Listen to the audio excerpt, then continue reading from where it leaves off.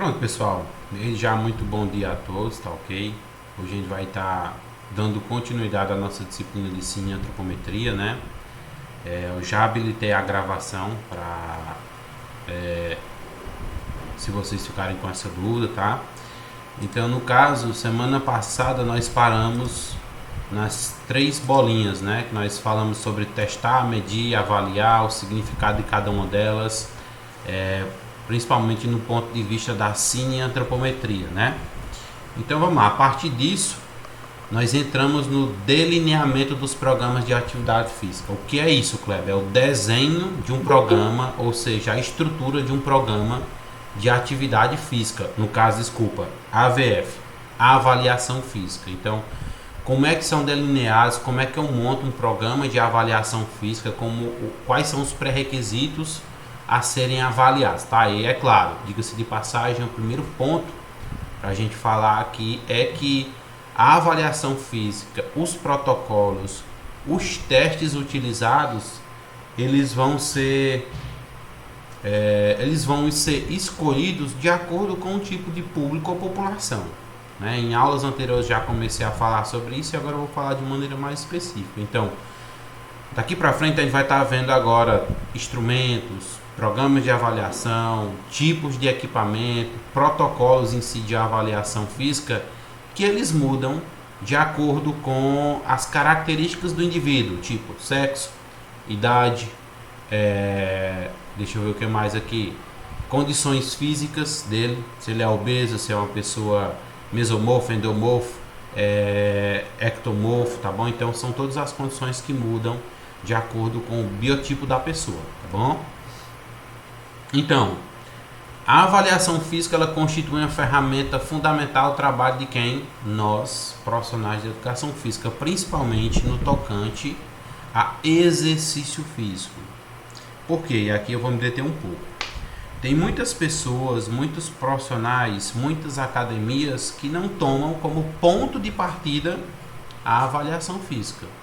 E a avaliação física ela deve ser o ponto de partida, por quê? Imagine uma prova de atletismo onde tem a linha de início, né, a largada e a linha de chegada. Então, teoricamente, a avaliação física vai ser sua linha de partida. Por quê? Você vai sair dali, daquele ponto.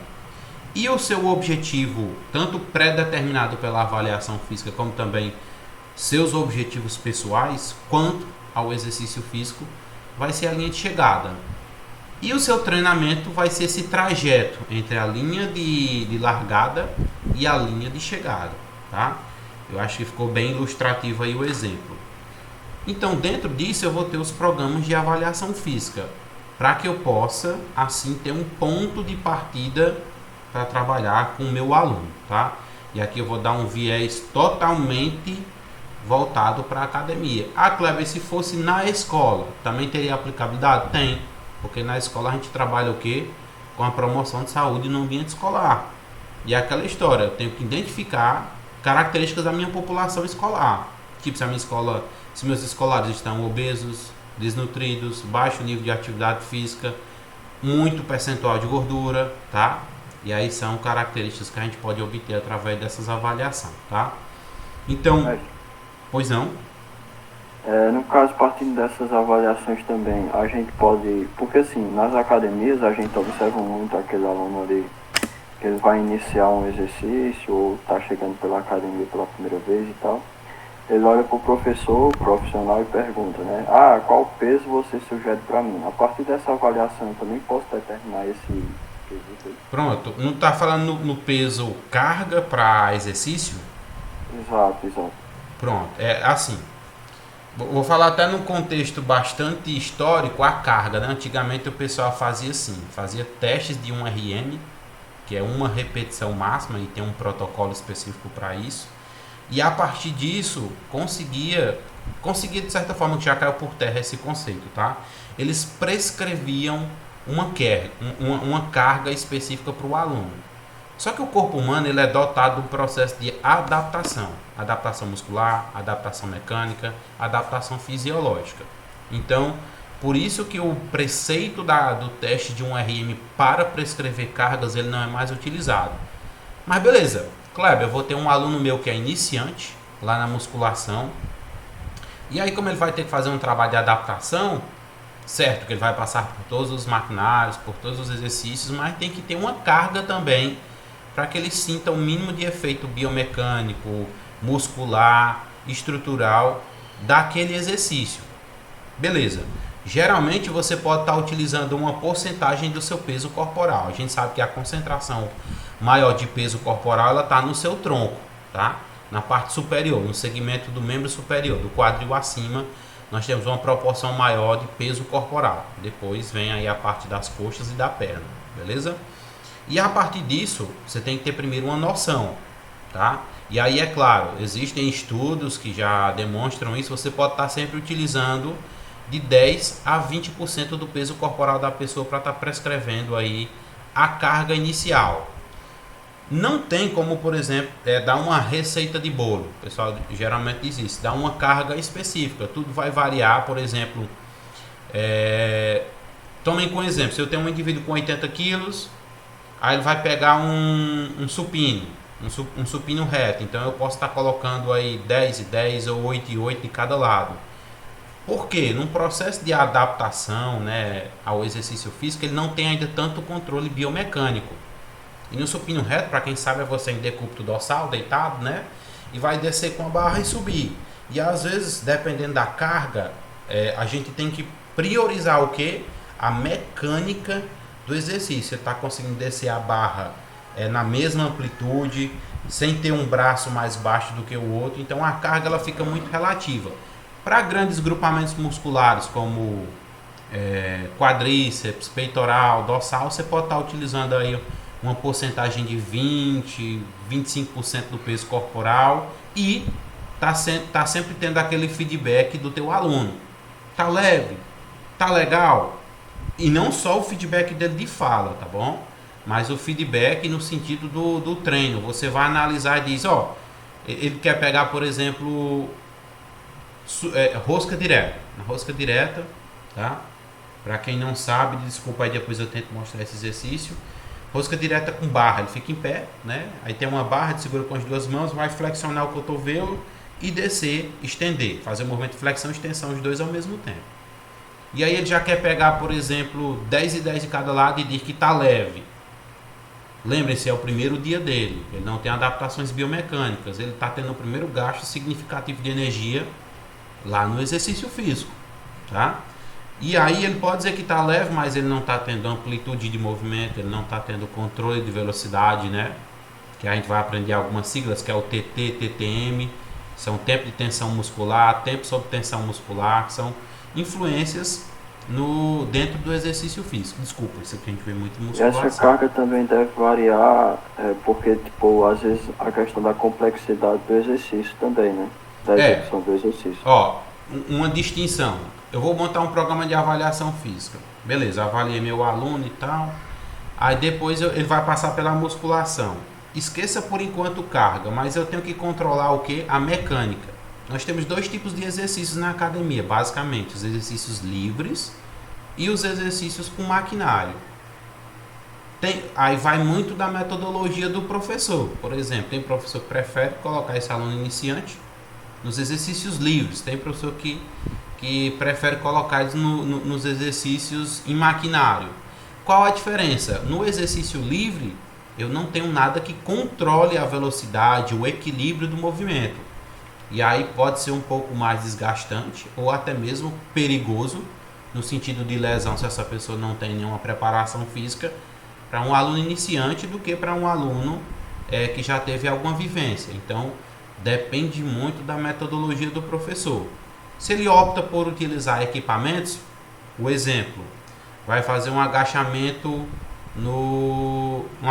vai fazer uma flexão de quadril, ou então vai usar o leg press. É um equipamento, um maquinário que ele controla a velocidade. A única diferença que ele vai controlar é a velocidade de descida e de subida, a fase concêntrica e a fase excêntrica do movimento. Mas não tem desequilíbrios. Agora, se eu já peço para esse aluno fazer um agachamento livre, a gente sabe que vai ter uma barra posicionada nas costas, tem que ter um alinhamento da postura, tem que ter uma amplitude de subida e de descida, um controle de velocidade. Então, ou seja, são implicações que podem agravar ou causar até alguma lesão no aluno iniciante, tá? Para o avançado intermediário isso já não se aplica tanto, beleza? Mas então, vamos lá. O que é a avaliação física? Em resumo, coloquem aí na cabeça de vocês. É o meu ponto de partida.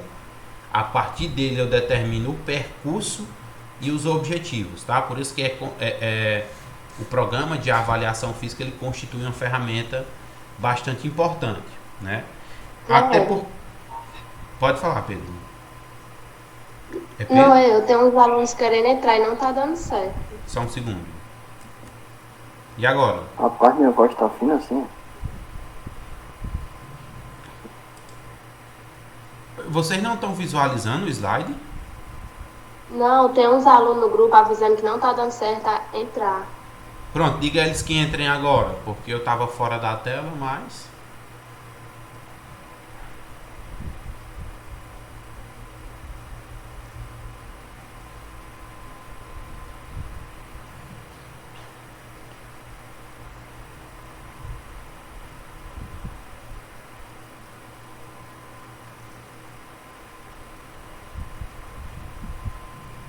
Nada.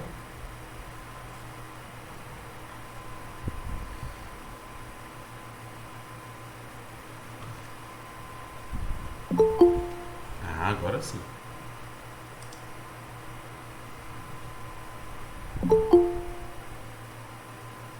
Pronto, agora deu certo vocês entrarem, né? Ok, vou dar continuidade aqui. Então tá, beleza. Retornando aqui o que eu estava falando, né? Deixa eu ver, dei uma cortada no raciocínio. Eu ia falar sobre uma situação. Pronto, tá. Então, às vezes, vamos imaginar uma situação de um personal trainer, né? Que tem dois alunos de musculação com as mesmas características, né? E aí, entrando na parte do marketing digital. O cara tá lá com 80 quilos, os dois dividem o mesmo peso, e um deles perde 10 quilos, né? E o outro também perde 10 quilos. Só que com isso, tá? A galera que vai demonstrar muito resultado no Instagram e coloca assim: perdeu 3 quilos na balança, 4 quilos na balança, mas não faz a diferenciação de percentual de gordura e massa muscular. Só se tem como fazer isso, né, através da avaliação física. Por que eu estou dizendo isso? Às vezes tem um aluno que chega para ti, né, e perde peso na academia. Perde peso não, desculpa. Ele estava com 80 quilos. Depois de um mês de exercício físico, com dieta e tal, ele também está com 80 quilos. Ele vai chegar: professor, tá com um mês de treino, eu estou fazendo a dieta, exercício aeróbico, treinando legal aqui. Por que é que eu não estou perdendo peso? E aí, é claro, nós da área da educação física temos que deter conhecimento suficiente para poder explicar para ele. Beleza, você fez a avaliação física? Eu fiz a avaliação física inicial, aquela quando eu entrei na academia. Se você fez a avaliação física depois desse um mês, tá? É um exemplo, geralmente a gente aplica a cada 3 meses, numa constância aí de 90 dias, tá bom? Não fiz, professor. E aí? Pois é aí que está o erro. Você está com 80 quilos. Você estava com 80 quilos quando iniciou o programa de exercício físico com alimentação e tal. E hoje você está com 80 quilos. Você pode estar achando que não perdeu peso.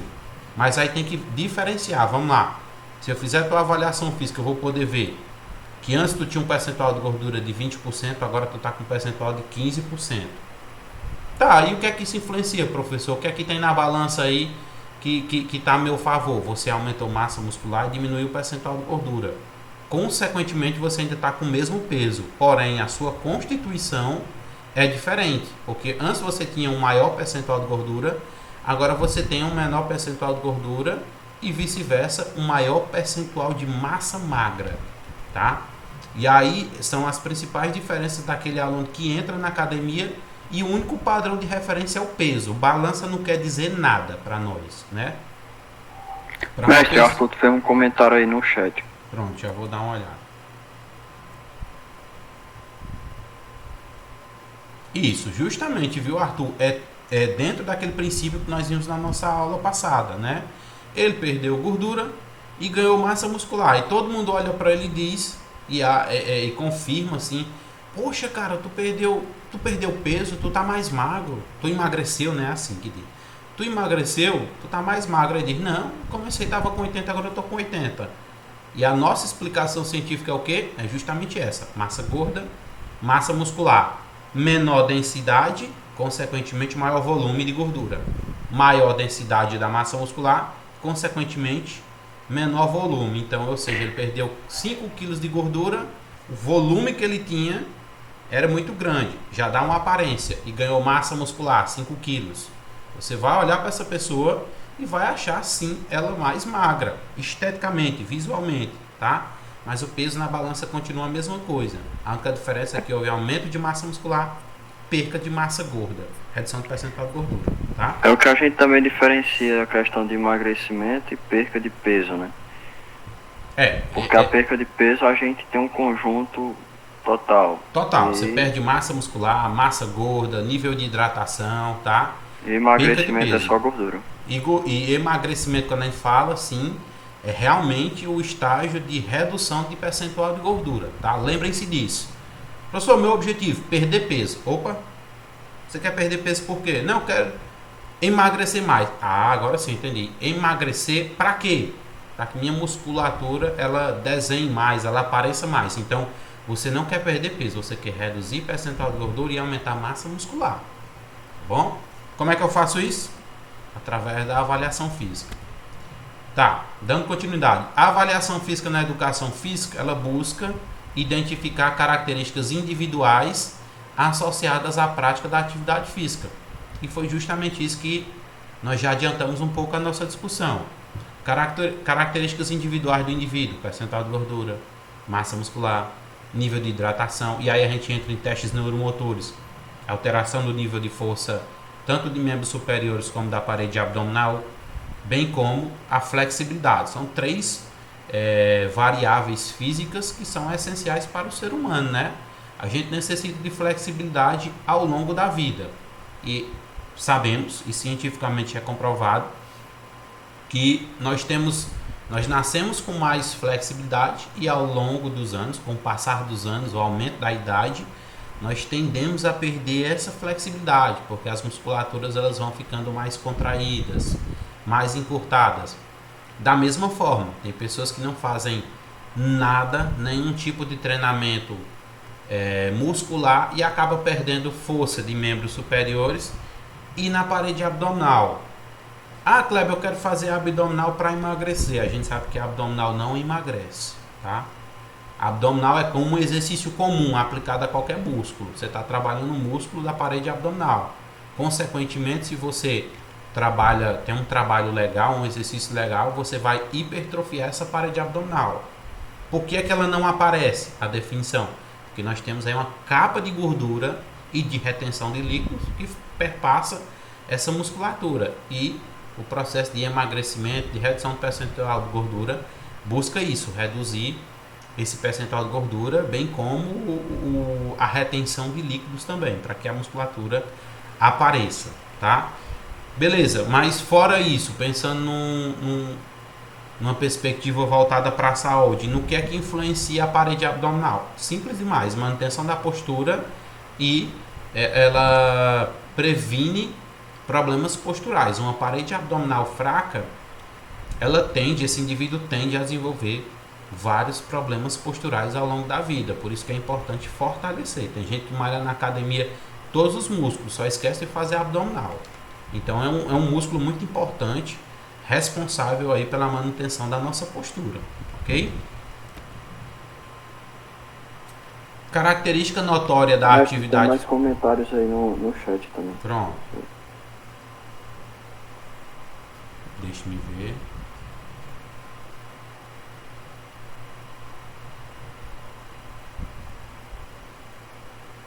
O peso fica o mesmo, porém o corpo fica mais compacto, dando a perceber que a pessoa emagreceu. É justamente isso, viu, Arthur?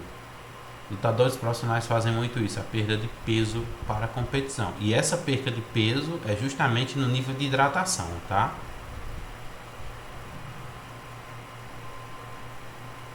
Tá, deixa eu ver se acontece em beber água, comer, papapá.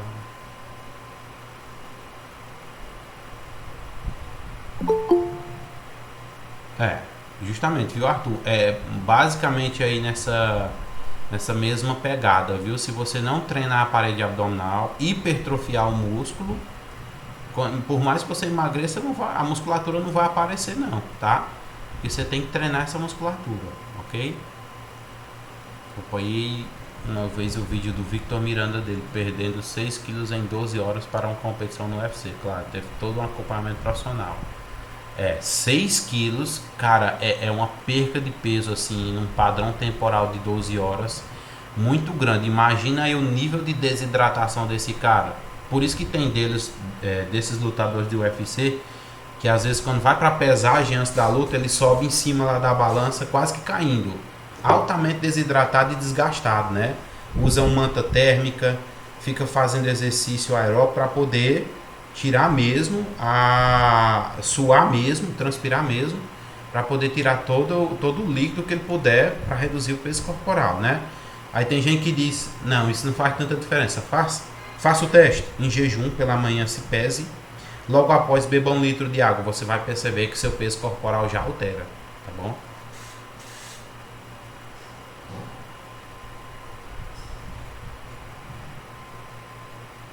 Beleza? Pronto, retornando aqui.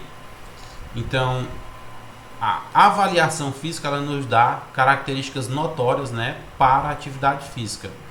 A heterogeneidade dos atributos para a sua prática. Então, ou seja, é igual aquela questão, não existe receita de bolo, tá? Como nós temos uma característica de heterogeneidade, nessa característica nós temos que compreender que os seres vivos eles são diferentes. Por mais que eu tenha um indivíduo com a mesma idade, né, e o mesmo peso, as características biológicas deles são bastante diferentes. E aí a avaliação física me dá todos esses preceitos. Tudo bem? Então vamos lá. Quais as finalidades dos programas de avaliação física, né? Definição dos atributos. Como é que eu defino esses atributos? A gente já vai ver. A determinação da referência de análise, como é que eu determino? E por último, seleção e escolha dos instrumentos de medida. Finalidade dos programas de avaliação física. Acompanhamento do processo ensino-aprendizagem, a gente pode colocar num campo pedagógico, como também no campo do fitness, tá? Detecção, seleção e promoção de talentos esportivos, através de uma avaliação física, eu posso fazer isso também, tá? Prescrição e orientação de atividades físicas e ou exercícios. Pessoal, só um momento, viu? Vaza. Não.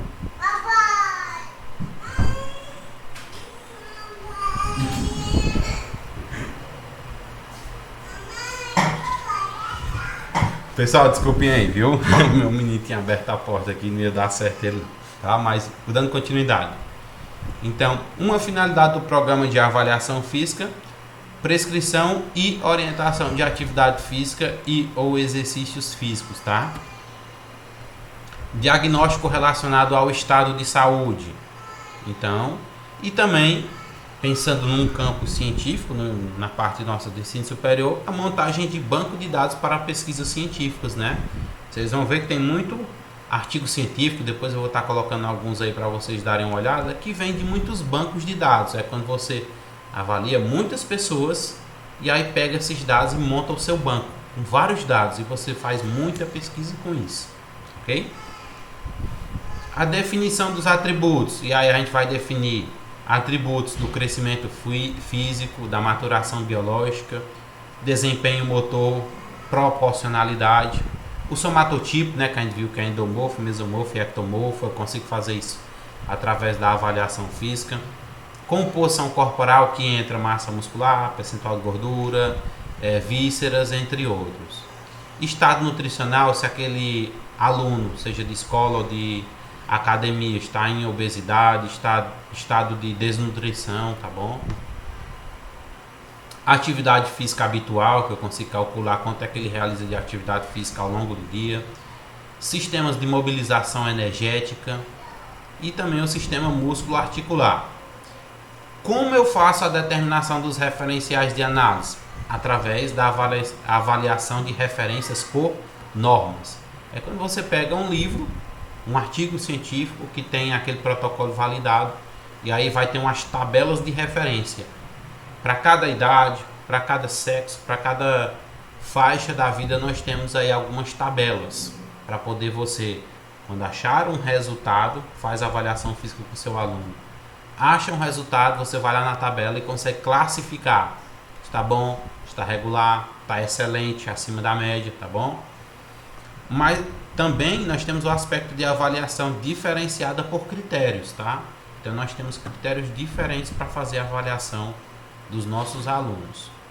E a seleção e escolha de instrumentos de medida nos diz a testagem, a medição, a observação, a entrevista e o questionário. São todos equipamentos, instrumentos em si que a gente pode utilizar para fazer a avaliação física ou avaliação no sentido geral também. Ok? A partir disso,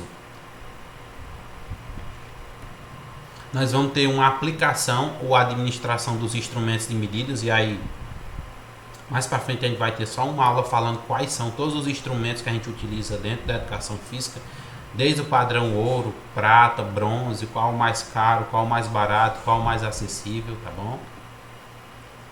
A partir da aplicação ou administração dos instrumentos de medida, eu consigo ter dados, e esses dados vão permitir que eu consiga fazer uma análise das informações e a partir disso disseminar os resultados, que é quando eu sento com o meu aluno e saio mostrando passo a passo os resultados da avaliação dele, né? Como é que ele está, como é que ele deveria estar, de acordo com os padrões científicos, que a gente vai ter referência, as tabelas de referência que eu já citei para vocês. Então vai dizer, por exemplo, ó, nessa idade, de acordo com o seu sexo, você deveria estar com tanto percentual de gordura, tanto de massa muscular, entendeu? Seu nível de flexibilidade, seu nível de força de membros superiores, seu nível de resistência abdominal deveria estar de acordo com essa tabela de referência. Tá, beleza, nós entendemos um pouco das características principais dos programas de avaliação. Oi. Nesse caso, assim, porque pra gente, assim, a gente entende como pode ser medida a questão de força e tal. Nesse caso, como é que a gente pode fazer a medição de flexibilidade? Nós temos o teste do banco de Wells, tá? Nós temos o banco de Wells ou então a fita que pode ser afixada no chão, que aí vem, é um protocolo do Proesp Brasil, que é uma bateria de testes para crianças e adolescentes, tanto no sentido da saúde como também voltada para o desempenho esportivo, tá? E a flexibilidade em si, ela é medida por esse teste para adultos e crianças, que é chamado de banco de Wells. É quando o aluno se senta no chão, estende as pernas, tá? Ela tem que ficar totalmente estendidas e unidas, e eu vou deslocar o meu tronco o máximo possível, como se eu quisesse tocar a ponta dos meus pés. Só que no caso eu vou ter um banco com uma fita métrica fixada que eu tenho que mover uma basezinha, e essa base vai dar uma marcação em centímetros da minha flexibilidade, e a partir disso eu consigo comparar com a tabela o meu nível de flexibilidade, tá? Por enquanto pode ficar a dúvida com relação a esse teste, mas a gente vai ver ele mais para frente bem detalhado, tanto na teoria como também na prática lá com a professora Eva, ok?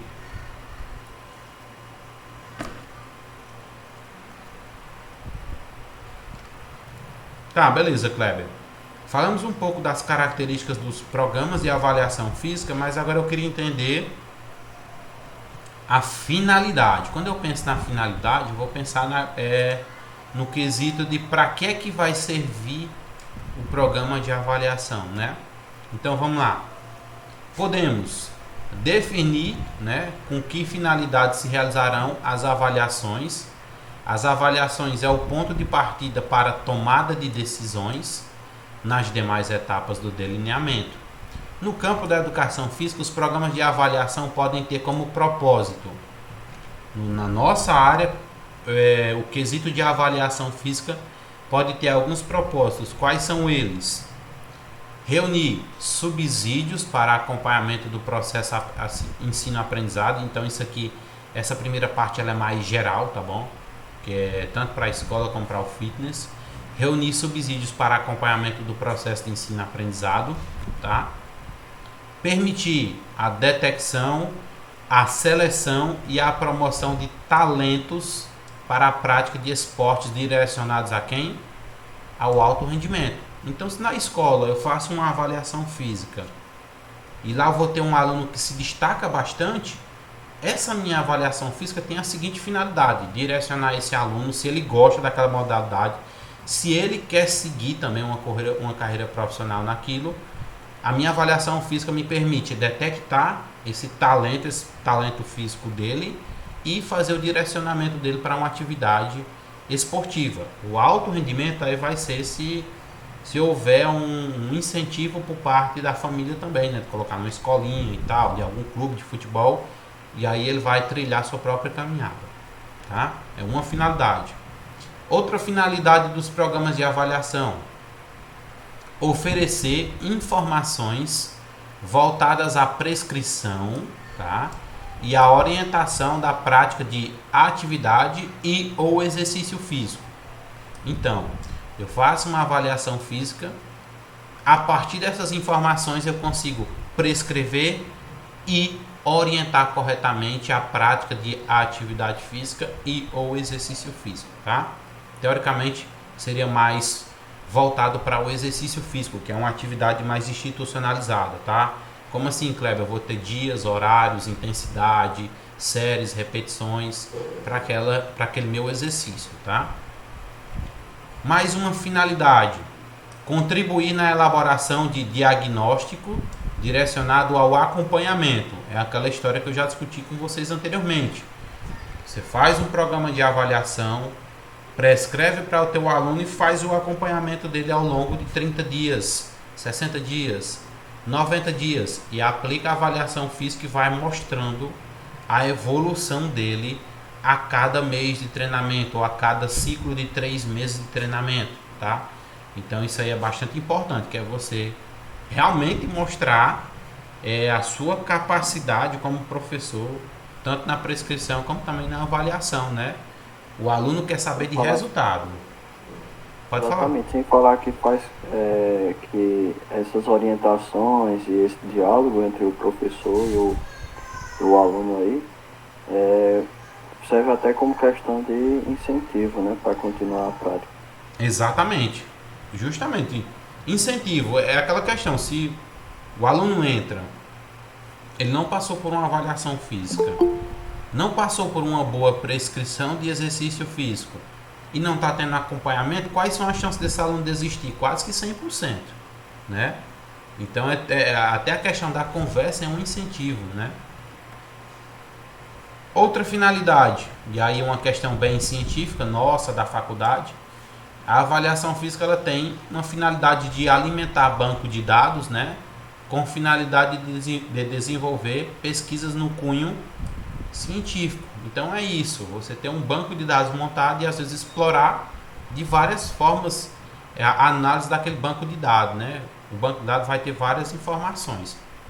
E aqui eu abro um parênteses e dou um exemplo daqui de Vaz Alegre. Nós estamos fazendo, eu, o professor Marcos e outra professora daqui, a gente está tentando produzir um livro, né? Um livro sobre atividade física e exercício físico no período da pandemia aqui em Vaz Alegre. Então a gente fez questionários e mandou para uma porrada de alunos, vários professores, e a gente vai fazer uma análise completa de todos e consequentemente a gente vai montar um livro com todas essas variáveis que foram analisadas, e depois a gente vai fazer uma estatística mais complexa, tentando buscar associação, né?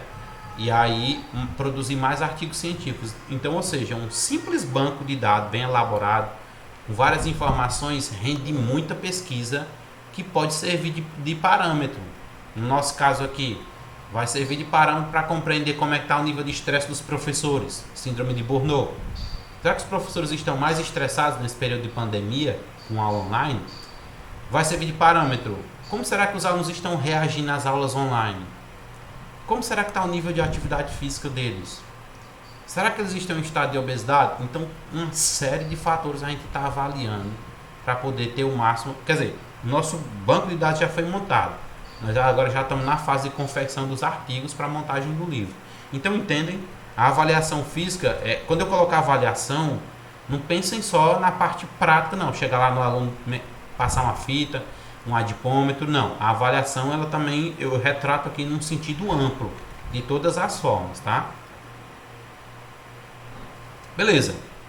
Eu caracterizei, eu entendi a finalidade e agora eu quero entender um pouco dos objetivos da medida e das avaliações, das medidas, né? E das avaliações. Que objetivos eu vou ter com essas avaliações? Tá. Medidas e avaliações são processos de muitas possibilidades. Então, medidas e avaliações são processos de muitas possibilidades. E aí você pode imaginar uma infinidade de informação. Cada uma destas, né, determinando um objetivo único ou somando-se a outras para determinar o objetivo geral. É como se você imaginasse cada um dos pontos da avaliação física como objetivos específicos para atingir um objetivo geral. É um degrau. Você faz o outro, até chegar no objetivo geral. Tá? Então, quais seriam esses objetivos, né? Determinar o nível de aptidão física geral daquele meu aluno, daquele indivíduo, seja na escola ou seja no treinamento personalizado, né? Determinar o progresso dele, foi o que a gente já falou anteriormente em algumas situações, como ele estava antes, aplica-se o programa de exercício físico, como é que ele está hoje, qual foi o progresso dele, houve melhoras, exemplo, baixa de percentual de gordura, aumento de massa muscular, melhora da flexibilidade, melhora da força, melhora da condição cardiorrespiratória. Então isso é um progresso, e é um progresso que ele é, como é que eu posso falar, ele é contínuo, a cada dia vai havendo uma evolução, né? Selecionar os indivíduos, e aí aqui a gente pode voltar um pouco para o rendimento, né? A gente sabe que qualquer modalidade esportiva de alto rendimento, ela é por si só excludente, né? Então só os mais rápidos, mais fortes, mais ágeis se caracterizam, voltados principalmente para o esporte, né? Classificar os indivíduos também pode ser um objetivo das avaliações. Se for no caso, classificar o biotipo dele, se é mesomorfo, endomorfo, ectomorfo, se ele está em estado de obesidade, sobrepeso, né? Sobrepesado. Também para motivar, a avaliação ela motiva, principalmente quando você vê o pré e o pós. Opa, houve uma evolução, tá bom? E aí, é claro, isso aqui tudo tem que partir de nós. Nós professores, nós temos que dar alguns exemplos também. Eu falei essa questão da motivação, né? Eu estou passando agora por um processo de redução de percentual de gordura e tal, por questões primeiramente de saúde, né? Ano passado foi bastante pesado, bastante conturbado, e a saúde decai um pouquinho do professor. E agora, quando eu vejo os resultados entre o meu pré e o meu pós, né? Cuidados com a alimentação, exercício físico, tempo de sono, tempo de descanso, você acaba se motivando. Você se olha no espelho e a primeira coisa que muda é a sua percepção visual, né? Uma coisa psicológica mesmo, que é o principal, você passar a gostar de si mesmo, tá bom? Então pensem numa perspectiva também de motivação. E por último aqui dos objetivos, diretrizes para a pesquisa. Poxa vida, por que é que eu sei que o exercício físico ele é bom para a saúde?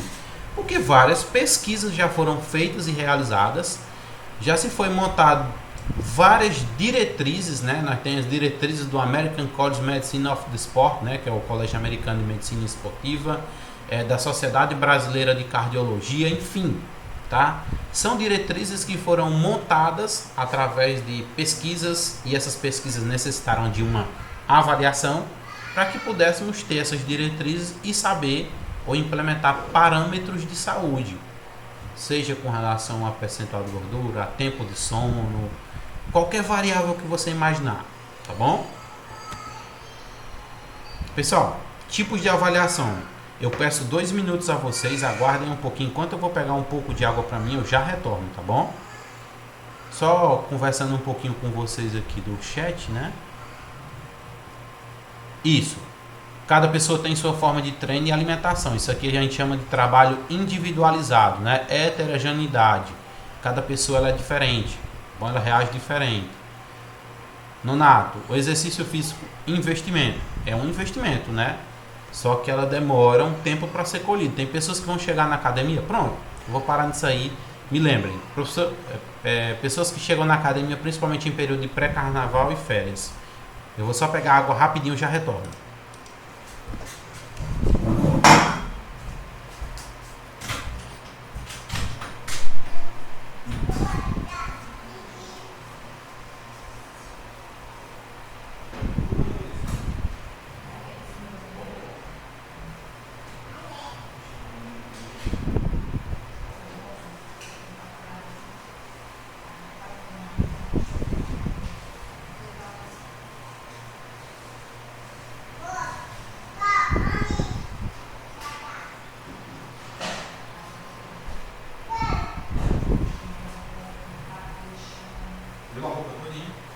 Tem que lavar logo, senão mancha, viu?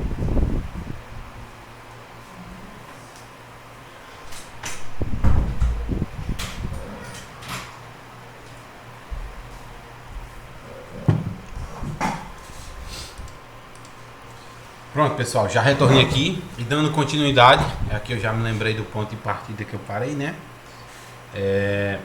Sobre os alunos que chegam na academia, principalmente em período de...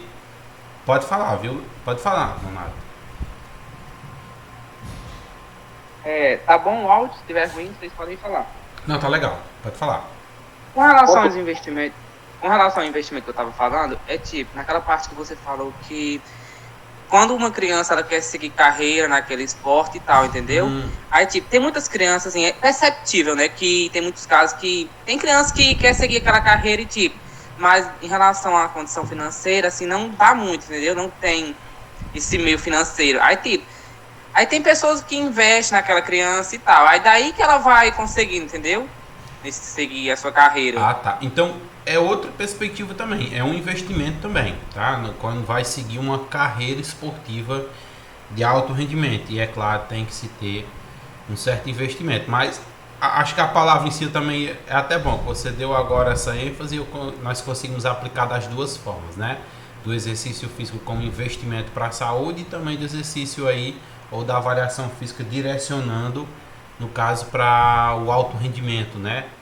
Um investimento agora com um retorno financeiro, tá? Beleza, show de bola.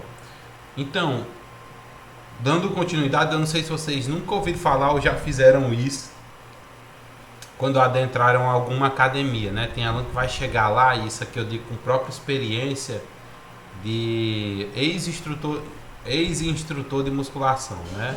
A palavra ainda é equivocada no sentido militarista, mas enfim, fica. E aí chegava aluno lá dizendo assim, deixa eu ver, o carnaval geralmente em fevereiro, né? Chegava em janeiro, professor. E aí eu dou o exemplo dos homens e das mulheres, né? Que tem cor que até a gente ficava maluco. Professor, eu quero ficar gostosa para o carnaval. E aí, dá certo? Aí eu disse, dá. Isso nós estávamos em 2017, né? Dá, em 2018 dá certo, mas em 2017 não rola não, viu? É milagre.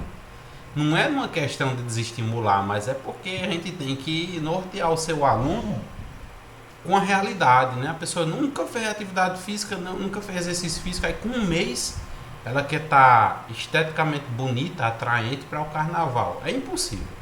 É impossível, tá? Então, é claro, eu disse isso num quesito de brincadeira, mas eu explicava a ela todo o processo, né? Como é que funcionava. E aí sim você vai ganhando o seu aluno, né? Tem também essa daí, né? Que alunos vão... paga academia um mês e só vai 3 dias na semana ou 3 dias no mês. Aí não tem como não. É dia a dia, é um processo de construção, tá bom?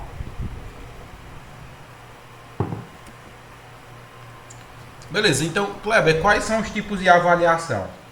Vocês já devem ter visto isso aqui em alguma disciplina, tá? Nós temos uma avaliação diagnóstica, e aí eu coloco os tipos de avaliação num sentido amplo, e depois a gente pode colocar num sentido mais específico, tá? Então, a avaliação diagnóstica, ela serve de quê? De ajuda para o avaliador ou o profissional que vai prescrever o exercício físico. Tá, e aí eu entro numa questão já bastante interessante.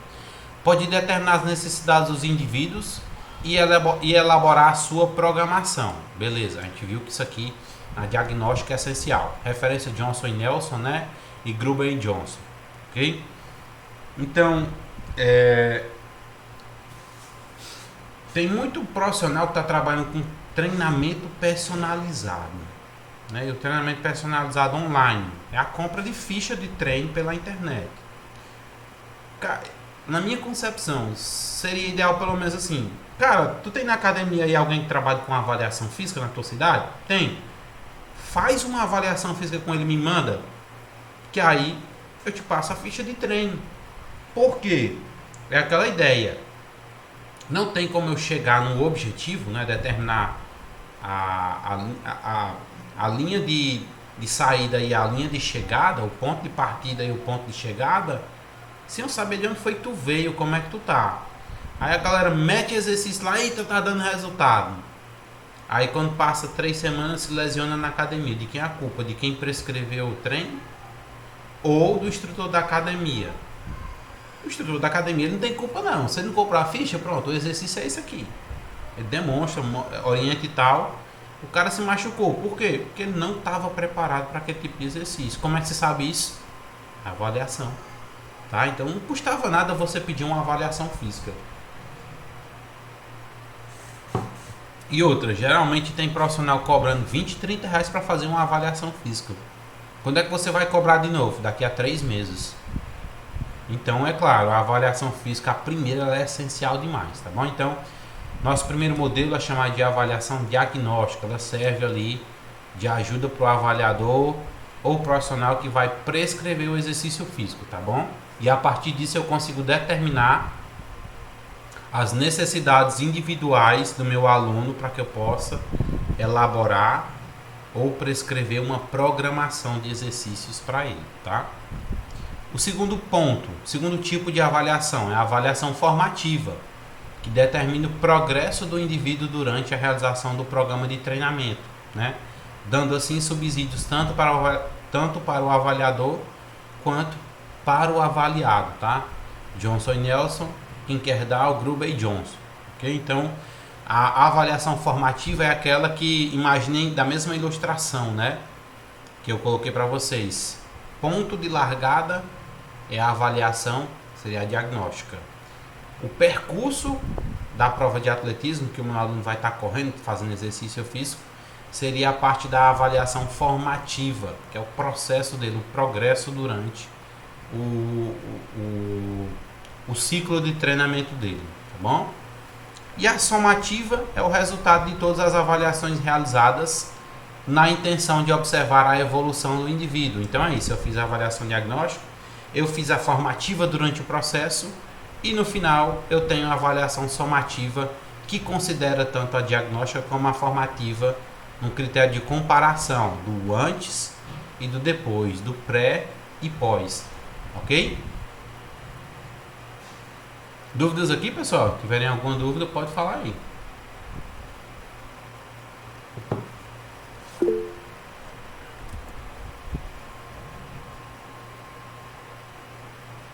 Com relação a essa avaliação diagnóstica aí, o senhor falou que é aquela primeira avaliação que a gente faz para poder determinar tanto medida, percentual de gordura, para que vai diminuir e tal, isso, né? Pode ser por isso que eu coloco num sentido bem amplo. Pode ser no campo da academia ou se for numa escola, aquela avaliação para você determinar o que é que o seu aluno aprendeu, o que é que ele sabe.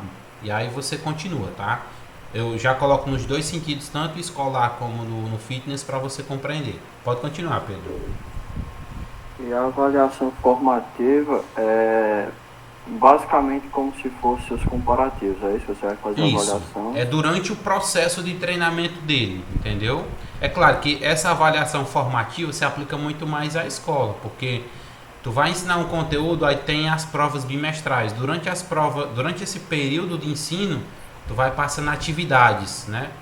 E cada uma dessas atividades ela vai valendo ponto. É um processo formativo, de formação, entendeu? Mas no caso, na parte da musculação, dos exercícios físicos, a aplicação seria mais de acompanhamento do professor durante o processo, né? Evolução na força, evolução no tempo de treino, na velocidade do exercício, na progressão de cargas, entendeu? Beleza. Aí como é o nome da outra aí que você falou? A última, Sim. a somativa. Que aí a somativa eu pego o diagnóstico, que seria o pré, né? A formativa, que é durante o processo. E a última, que é somativa, é depois do pós, né? E aí eu consigo fazer as comparações do antes e do depois, do pré e do pós. Como é que ele estava antes, como é que ele está agora, né? Se fosse na escola, seria o que é que ele não sabia antes, o que é que ele sabe agora. Ok? Deu para compreender? No caso, essa formativa aí, basicamente, a gente vai...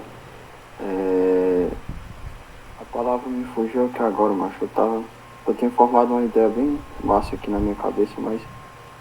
Tenta lembrar, depois tu expõe. Desconcentrei. Beleza. Ok? Respondendo aqui, Leandro, tu quer fazer uma pergunta ou tu quer que eu já responda essa tua que tá aí? Responda essa aí primeiro e depois eu faço outra pergunta. Pronto, beleza. A avaliação pode ser feita por um profissional e o treino e acompanhamento por outro? Não vejo problema. Por quê? Vamos lá. Ó.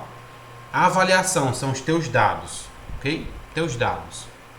Aí eu fiz tua avaliação, vou ter teus dados. Se eu passar para outro profissional que também detenha do mesmo conhecimento, aí o único ponto de partida é esse. O que é isso aqui que tu tá mostrando? Eu não sei nem o que é isso, vamos só treinar. Aí não tem como.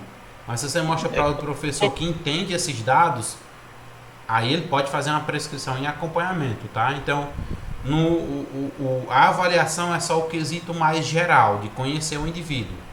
A outra pessoa pode fazer sim a prescrição e o acompanhamento, tá? Não vejo nenhum problema. O importante é ter dados para comparar o antes e o depois, né? E também determinar o objetivo. Não tem como você fazer isso sem ter uma avaliação. Pode falar agora, Leandro. Eu queria saber o seguinte. Essa cadeira, depois que eu terminar de pagar ela, eu já tenho, dependendo das minhas notas, né? Eu já vou ter a capacidade de avaliar uma pessoa, ou existem outros pontos que eu posso estudar para aperfeiçoar essa avaliação que eu posso fazer? Pronto, é o seguinte. Dentro como é que eu posso falar? De todos os semestres, né? Vocês nunca conseguem ver tudo, tá? Vocês vão ter que dar continuidade no processo, mas a disciplina de cineantropometria, assim como as demais, ela habilita vocês a fazerem avaliação física, tá? Agora é claro, vai ter que estudar, porque, por exemplo, não dá tempo de ver todos os protocolos. Aí tu pega um trabalho de personal, vai fazer uma avaliação física e teu aluno ele é obeso e não deu tempo de ver os testes para obeso. Tu vai ter que estudar como é que se avalia um obeso, por exemplo. Uma pessoa que está em estado de obesidade, você não consegue pinçar a dobra cutânea dele. Você tem que fazer por perimetria, com fita métrica, entendeu? Então, ou seja, as situações mais básicas você vai conseguir fazer a avaliação, tá? De criança, a bateria do PROESP por si só ela já é suficiente, tá? Mas o aluno de academia, a gente tem que ver cada um dos protocolos, a gente vai ver o máximo de protocolo que der. No mais, a gente sabe que a continuidade do estudo ela é sempre necessária, ok? Em resumo, você vai conseguir fazer a avaliação física do maior número de indivíduos possível, tá? Das mais situações. Só que alguns outros vão necessitar um estudo a posteriori, tá?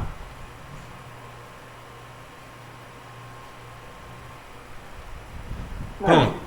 Nesse caso aí, como é que a gente...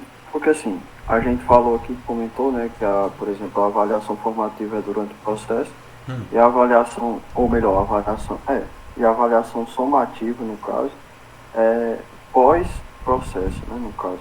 Isso. Ó, com essa dúvida aí, eu vou responder em cima do que o Pedro Henrique perguntou, né? Professor, essas avaliações irão sempre ser feitas ao longo de todo o tempo em que o aluno estiver treinando? Eu vou dar duas situações. Seria o ideal. Só que você não vai fazer de graça. Vocês estão cursando numa faculdade. Após se formar, você tem que ter um retorno. Opa, vai começar a treinar comigo? Beleza. É um marketing pessoal, vamos lá. Se você for trabalhar personal trainer, tá? Se for para a escola é outra situação.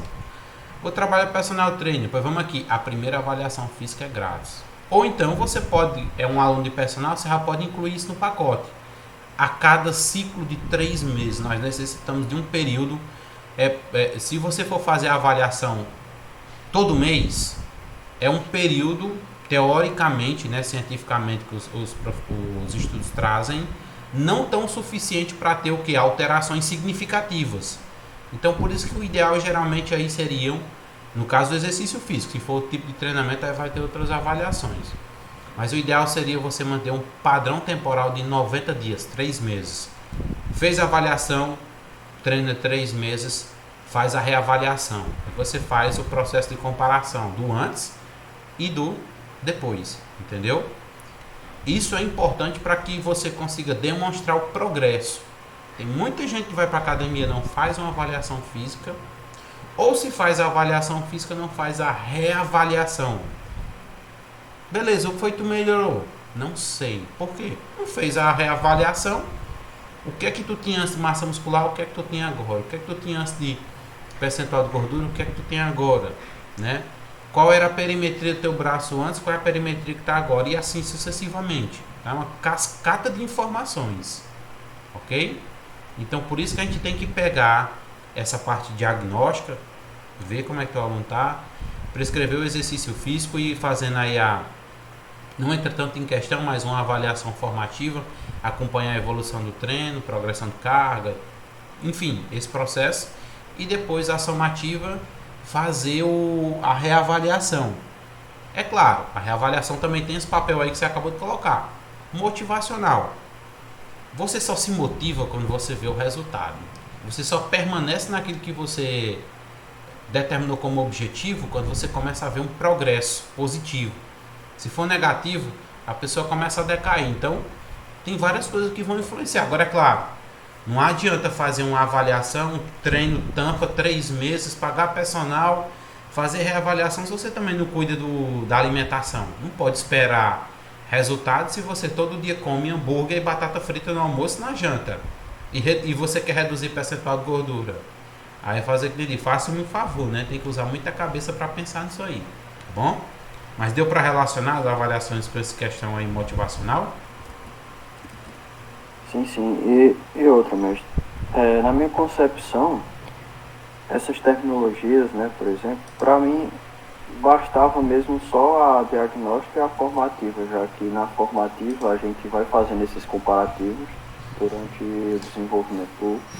Mas eu ainda digo, tá, que a melhor seria a diagnóstica e a somativa, tá? Porque, por exemplo, tem programas você tocou aí nesses programas com a evolução tecnológica, você consegue colocar lado a lado as avaliações. E às vezes você fala uma coisa e o aluno não compreende, aí você vai lá e mostra o dado dele. Antes tu pesava tanto, hoje tu pesa tanto. Antes teu percentual de gordura era isso, agora tá isso aqui. Antes tua composição de massa muscular magra, né, era essa, agora aumentou 3, 4 quilos. As tuas perimetrias de braço eram essa, perna, tal. Usa todos os parâmetros que você puder.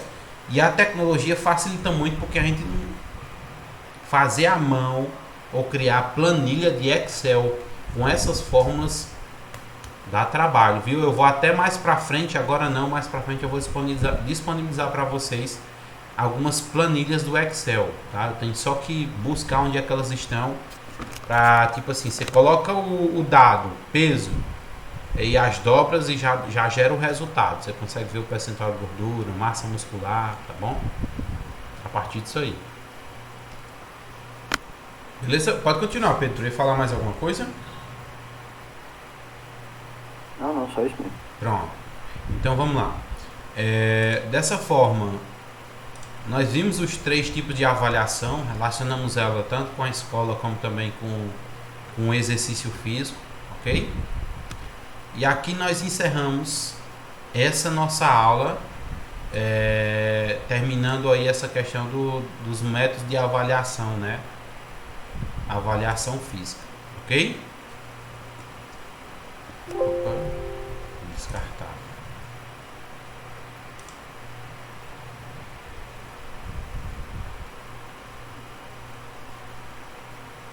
Cleber, tu vai colocar o slide da aula passada quando?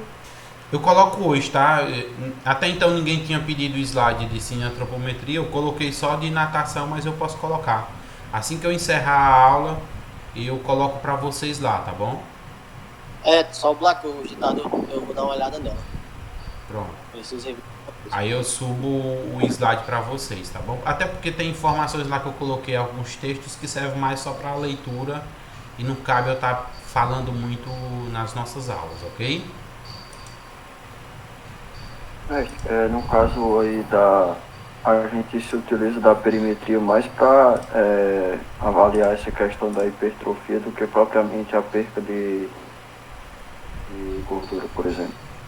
Depende do protocolo, Pedro. Por exemplo, a situação perimetria é mais para acompanhar o volume daquela localidade, né? Exemplo, se você está com um indivíduo obeso num processo de emagrecimento, ele vai ter redução tanto no peso na balança, né, se for muito exagerado, como também de percentual de gordura. E, consequentemente, vai ter redução de medidas, né? Tipo, um cálculo que a gente vai ver, que é relação cintura-quadril, que determina aí a sua chance de desenvolver algum problema cardíaco ou risco cardiovascular. É feito por perimetria. Você faz a perimetria da cintura, faz a perimetria do quadril, multiplica e divide, entendeu? Pronto, uma pergunta. Você faz a perimetria da cintura e do quadril, tá? Que é o que a gente chama de relação cintura-quadril, entendeu? Aí você faz a divisão, faz uma divisão. Eu vou explicar isso aí mais detalhado quando tiver no momento, mas você faz uma divisão e vai gerar um número, um resultado. Aí você vai lá na balança, de acordo com o seu sexo, com a sua idade. Na balança não, desculpa. Você vai lá na tabela e vê, de acordo com o seu sexo, sua idade, como é que você deveria estar. Ou então, o caso, o risco. Quanto mais elevado, né? Tipo, se a sua cintura, se ela está com a perimetria maior do que o seu quadril, maior vai ser seu risco cardiovascular, tá bom? Entendeu? Entendi. É igual uma perspectiva do IMC, né? A gente faz lá IMC, índice de massa corporal. Aí você pega a estatura da pessoa, divide, né? Aí você vai achar um resultado e consegue ver. Só que já te passo a palavra, tá bom, Nonato? Aí você já vê essa situação tipo do risco da pessoa no índice de massa corporal, tá? Mas isso aqui a gente vai ver bem pausado, bem detalhado, mostrando a fórmula, como é que faz o cálculo, onde é que serve, onde é que não serve, né? Beleza. Entendeu? Mas no caso assim, a gente não tem como determinar, por exemplo, se a pessoa, só pela perimetria, se houve uma perda tanto de gordura como de Tem, massa. por exemplo, foi o que eu dei a situação quando eu estava explicando lá atrás. Tem indivíduos obesos demais, né, com alta concentração de gordura, que você não consegue pinçar a dobra. E aí você faz o cálculo do percentual de gordura por perimetria, entendeu? Por circunferência. Aí você justamente essa aí da cintura e... Não, são outras medidas. Elas levam mais medidas, tá bom? É outro cálculo. Por isso que eu disse, são muitos protocolos. Eu não estou com nenhum aqui no momento, mas tem um livro pronto. Um segundo. Ó, esse livro aqui que eu vou mostrar, que ele é Antropometria, tá? Ele é do professor Dr. João Augusto Reis de Moura. Ele é aquele professor do Treino em Foco. Quem assiste no YouTube, é só pesquisar. Esse livro todinho dele aqui, o título, Protocolo de Medida e Equações Preditivas. É uma porrada de cálculo para percentual de gordura, massa corporal desejada e por aí vai, tá entendendo? Então, para cada tipo de pessoa, para cada situação, nós temos um protocolo diferente. E quando eu coloco o protocolo, tem alguns que tem fórmula para você calcular o percentual de gordura, de massa muscular. Esse aí é um exemplo que eu dei. Um indivíduo normal, eu consigo calcular o percentual de gordura, de massa muscular através das dobras cutâneas. Um indivíduo obeso, como não tem como destacar essa dobra por conta da concentração de gordura, eu vou ter que fazer perimetria. E essa perimetria eu jogo numa fórmula, calculo, e eu também tenho um resultado de percentual de gordura, de massa muscular e dos outros fatores, tá bom? Pronto, respondendo a pergunta de Isa, eu vou dar uma olhada no calendário para ver como é que tá lá, se na segunda vai ter, se é presencial, se é híbrida ou se é imprensado, tá? E aí eu informo a vocês, ok? Até agora eu não me lembro, eu sei que terça é feriado por conta que é 7 de setembro, não é isso? Agora, se na segunda vai ser feriado ou imprensado, eu tenho que dar uma olhada no calendário, tá bom? E nessa semana aí, é a semana de práticas. Aproveitando até que tem um pessoal aqui da turma também, passando para avisar que provavelmente amanhã não haverá o evento que iria ocorrer, né, prático. Não? Esse evento será redirecionado para a próxima semana, muito provavelmente, porque a próxima semana é basicamente toda prática. Aí para não ter que vir só um dia quem mora fora, né? A gente tá vencendo. Entendi. Então já fica aí o aviso para todo mundo. Vamos lá. Nonato, tu queria fazer uma pergunta, não era? Não, era só para comentar, complementar a tua fala, né? Que tu estava falando sobre aquela questão do profissional prescrever, né? Ou indicar um exercício, uma atividade física, e o cara não fazer, né? Por exemplo, aí fica difícil, né? Para aquele cara ter um resultado produtivo, né? Porque se você não coopera, aí fica muito mais difícil, né? Então não é culpa do profissional em si, né? Mas também o cara lá não tá ajudando, cooperando e tal. É a situação que eu coloquei para vocês, né? O cara que é obeso, quer perder peso, reduzir percentual de gordura, tanto por uma questão de saúde, que vai oferecer risco a ele, mas no almoço, na janta é hambúrguer com batatinha. Como é que esse cara vai emagrecer, né? Ele tem que elaborar várias estratégias para poder perder peso, né? Para entrar num estado de saúde. E muitas vezes leva até reclamação, né, do profissional, mas também fazendo lá, seguindo esses exercícios, né, alimentação saudável e tal. Aí então a reclamação tem que vir, né? Se há uma proximidade entre o profissional e a pessoa que ele está trabalhando, ele vai demonstrar em números, em situações, o que é que ele tem que fazer, e se ele não fizer aquilo, ele vai se prejudicar e vai trazer vários malefícios para a saúde, né? Eu tenho até um vídeo que eu separei depois, não para vocês, mas para musculação, que é um cara que... Esses caras que gostam de treinar pesado, eles tomam uma porrada de porcaria, né? E essa porrada de porcaria, o cara acha que tá arrasando, né? Ele pega um vidrozinho de remédio e entrega para ele, ó, só, esse remédio aqui você vai ter que tomar até o resto da sua vida. Aí o cara chega, regala o olho, agora abra aí, me diga quantos remédios tem aí. Tem 2 comprimidos, então o cara, do jeito que ia, não ia viver mais 2, 3 dias, né? Então, ou seja, são coisas e situações que acontecem ao longo da vida de quem faz exercício físico e treina, tá bom? Pessoal, alguma dúvida sobre o nosso conteúdo de hoje?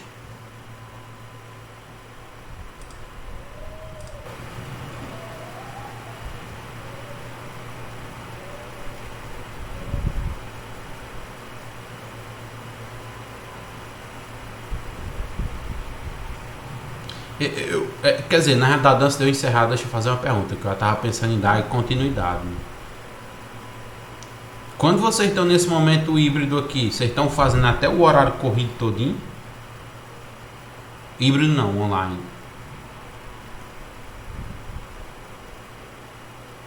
Tipo, vocês já tiveram alguma aula com o Edno, com o Naildo?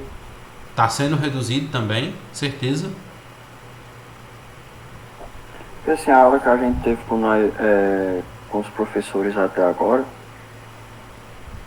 por exemplo, no caso de Naildo é porque ele está dando aula pra gente de outra disciplina aí, que é à noite, isso sai 45 minutos cada horário, né? Então uma redução. Mas vocês não estão tendo nenhuma com ele pela manhã, não? Amanhã teria a primeira aula online, assim, aula mesmo, né? Que é a outra pessoa, a apresentação do plano e tal. Não, tipo assim, as últimas, eu vou pegar como exemplo as últimas aulas, né? Que é essas últimas aulas, é isso que eu tô pensando. Tá sendo o horário completo?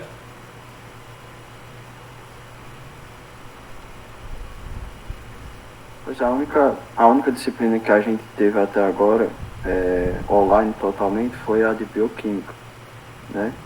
E assim, ele encerrou antes. Agora, Pronto, eu acho que nós vamos dar uma continuidade até depois do meio-dia, viu? Vamos encostar aqui em meio-dia, eu inicio já o processo da nossa próxima aula. Rapidinho.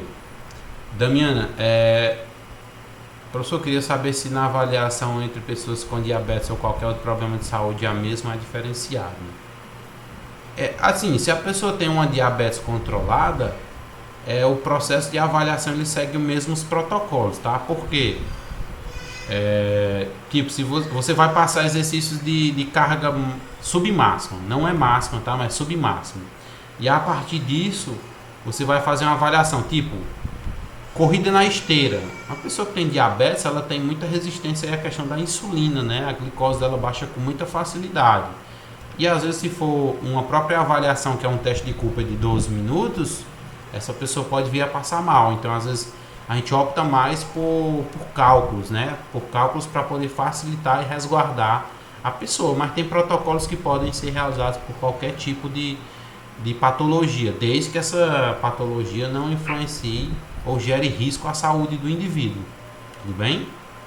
que é justamente a gente deve fazer naquele primeiro momento ali, na avaliação diagnóstica, aquele questionário, né? É a anamnese, a chamada anamnese. É a anamnese, exatamente. Que, por exemplo, a gente não tem como só apenas olhando para um indivíduo saber que ele tem diabetes ou hipertensão, então o questionário se faz muito importante nesse momento. É verdade. Entendeu? Então, pessoal, vamos dar uma continuidade pelo menos no início aqui da nossa aula que vem, tá? Porque eu fico muito cabreiro com esse negócio do horário, se vai permanecer, se estende até o final, é a aula completa, né? Então, a gente vai iniciar um pouco aqui, tá? Já encostando meio-dia, já eu encerro com vocês, tá? Então, ó, como nosso critério agora da nossa aula, nós vamos falar da qualidade das informações, beleza? E nós vamos falar dos critérios de seleção dos testes. Que critérios são esses, né? Após determinar o porquê e o que testar, devem-se selecionar os melhores testes encontrados na literatura. Beleza, eu tenho meu aluno lá, e aí agora, como eu determinei o porquê de eu avaliar esse aluno, eu tenho que selecionar os testes que mais condizem com aquele meu aluno, que são gerados pela própria literatura, né? E é claro, os que apresentem os melhores resultados de validade, fidedignidade e objetividade. Já a gente vai discutir o que é cada um desses pontos. Validade, fidedignidade e objetividade. Tudo bem? Então, validade. O que é a validade de um teste, Kleber? É a determinação do grau em que o teste mede aquilo que se propõe para medir. Poxa vida, você vai avaliar o percentual de gordura. Qual a validade desse teste? Eu tenho que saber se esse meu teste ele é validado para aquela população. Por quê? Eu quero medir o percentual de gordura. Será que esse teste é o melhor, é o ideal para poder medir a avaliação, medir o percentual de gordura desse indivíduo, aferir, né? E lembrem-se, cuidado nas nomenclaturas, jamais falem, deixa eu tirar a tua medida, deixa eu tirar o teu peso, deixa eu tirar o teu percentual de gordura. Ninguém tira nada de ninguém, a não ser que você esteja tirando o celular do bolso dela, a carteira, tá? Então, muito cuidado com a nomenclatura. Então, validade de conteúdo, né? De critério, de predição e de construção. Então, quando eu escolho um teste, esse meu teste ele tem que ter validade. Uma validade de conteúdo, que muitas das vezes vem pelo IVC, Índice de Validade de Conteúdo, de critério, de predição e de construção. Ou seja, quer dizer que aquele teste ele é positivo, ele é bom, ele mede aquilo que ele se propõe para medir. Exemplo, nós vamos usar cálculo de percentual de gordura através de dobras. Por quê? Porque o teste o cálculo de percentual de gordura por dobras, ele é validado. Ele mede o que se propõe a medir e numa escala até aceitável de margem de erro, tá bom? Porque disso, Kleber, como eu falei, nós temos equipamentos padrão ouro, prata e bronze.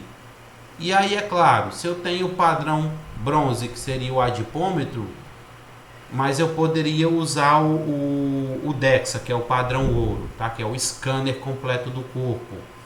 O que é que me diz que o meu cálculo de percentual de gordura por dobras cutâneas, ele é válido comparado com o DEXA? É a margem de erro. Às vezes a margem de erro ela é tão pequena que compensa mais você comprar quer dizer, vai compensar você comprar o adipômetro porque você tem uma margem de erro pequena comparado ao DEXA, que é um equipamento caríssimo, ultra moderno, tá bom? Então é nisso, eu tenho um padrão ouro e os demais têm que se basear nesse padrão ouro, tá? Ok?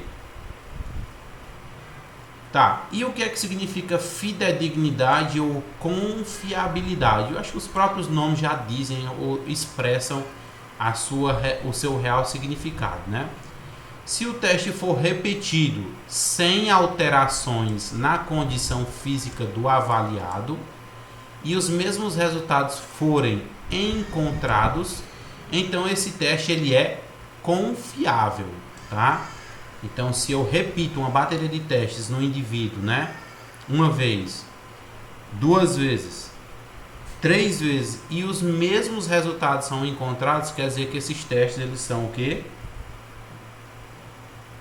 Eles são confiáveis, tá? Ele possui uma confiabilidade e também uma fidedignidade, ele é fiel. E aí, por exemplo, nós temos que ter muito cuidado quando a gente monta uma equipe de avaliadores. Por quê? E aí eu vou dar o exemplo, vou usar vocês como exemplo, tá? Deixa eu só ver aqui para não errar o nome de ninguém. Tem Pedro, peraí, só um segundo. Pronto. Tem Pedro, Nonato e Isa. Um exemplo, os 3 são avaliadores físicos. Eles vão me avaliar, ok? Fazer uma avaliação física minha. Vou usar como exemplo mais específico a coleta de dobras cutâneas, a dobra do peitoral, tá? Que a gente vai aprender o protocolo mais para frente, mas guarda esse exemplo quando for mais para frente, tá? Então vamos lá. Pedro faz a aferição da minha dobra peitoral e essa dobra deu uma medida de 0,28 milímetros, tá? Isa fez e deu 0,29. E Nonato fez e deu 0,39. Perceba, 0,28, 0,29, 0,39. Se eu fosse montar uma equipe de avaliadores, eu escolheria quem? Me respondam no áudio ou no chat. Eu e Isa. Quem? Eu e Isa. Pronto, beleza. Por quê, Pedro? Porque as aferições se tornaram mais próximas do que Mais comparada próximas, de Nonato. mais confiáveis e fidedignas, entenderam? Com a margem de erro pequenininha, diferente do que eu coloquei aí no Nonato, como 10 milímetros a mais. Então é uma diferença discrepante. Se eu colocasse isso na pesquisa, imagina os resultados, né? Enquanto o Pedro mede, faz a aferição ali da dobra cutânea e tem 0,28, Nonato 0,39. Tá vendo a diferença? Vai gerar resultados que não são comparáveis, não podem ser reproduzidos, entendido? Então, isso aí entra muito num critério de confiabilidade dos resultados. E isso influencia muito, até mesmo na capacidade de seleção, se eu vou montar um grupo de avaliadores, tá? E aí a gente entra após isso.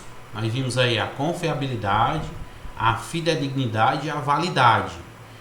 E o que eu falei especificamente para vocês entra do quesito de objetividade ou reprodutibilidade. Se o teste ele é objetivo e se ele possui a capacidade de ser reproduzido. Exemplo, vocês vão perceber que às vezes tem vários artigos científicos estudando a mesma coisa, só que com populações diferentes. mas o teste é o mesmo. O que é isso? Que se chama cientificamente, como é que se chama isso? Capacidade de reprodutibilidade. É igual o exemplo, se eu pego a bateria de teste do ProES Brasil e foi utilizado lá nos alunos do Rio Grande do Sul, eu posso usar com os alunos aqui do Ceará? Posso também, porque possui a característica de reprodutibilidade. O teste é o mesmo e pode ser reproduzido com populações com características parecidas, tá? Ou até mesmo um pouco diferentes. Então, é a consistência nos resultados. Deve ser observada com um único valor. Isso que a gente chama que é o erro intravaliador ou contra vários, que é interavaliadores. Por exemplo, o caso que eu coloquei aí de Pedro, né? E Isa. O erro intravaliadores deles, né? É baixíssimo. Então, provavelmente eu escolheria quem? Os dois para poder fazer a avaliação num grupo de pessoas. Porque se eu colocasse o nosso colega Nonato, ia dar uma margem de 10 milímetros, tá? Isso aqui é só um exemplo, viu, galera? Então, aconteceria alguns erros nas avaliações, beleza? Então, deve ser observado o erro intraavaliador ou intraavaliadores, tá? Interavaliadores. Mas no caso, por exemplo, assim, quando a gente pega um grupo de pessoas, pegar aqui como exemplo, sei lá, os Estados Unidos, né, que tem um alto índice de obesidade na sociedade, pegar um grupo aqui do Brasil e a gente for fazer essa avaliação, a gente tem que alternar os protocolos? Não, aí é o seguinte, cuidado, por exemplo, eu dei o exemplo aqui do ProES Brasil, que é dentro do Brasil, tá? Se for um teste que for aplicado e foi validado com uma população americana, quando eu for aplicar com os brasileiros, ele vai passar por um método chamado de adaptação. Na adaptação, não, cara, eu falei nesse instante e esqueci, estava na ponta da língua. Pronto, ele vai ter que ser revalidado para a população brasileira. Por quê? Justamente as duas populações elas têm características muito diferentes, né? A população dos Estados Unidos ela é conhecida por ser uma população bastante obesa. O que no Brasil nós temos alguns, mas não em tanta proporção, tá? E aí o que é que acontece? Esse mesmo teste eu tenho que revalidar, e aí o processo de revalidação é um processo bastante complicado, passa-se por índice de validade de conteúdo, tem que ter uma banca avaliadora, entendeu? Aí sim, quando for validado com a população brasileira, ele pode ser utilizado na população brasileira todinha. Deu para entender? Deu sim. Pronto. É tipo como se fosse, por exemplo, pegando ali na parte da medicina ali, né? Que as pessoas que se formam fora do país e tem que fazer a prova do revalida, né? Exato. Por quê? Porque tem que saber se o que ele aprendeu da medicina de lá pode ser aplicado aqui. E se é suficiente. Da mesma forma o teste. Se nós temos duas populações com características diferentes, será que ela vai se propor a medir da melhor maneira, né? O que eu estou querendo medir, tá? Então tem que ter cuidado com isso aí. Então, objetividade e reprodutibilidade vem de um processo da estatística, um procedimento estatístico que se concentra no coeficiente de correlação. É a relação, né, que cada uma das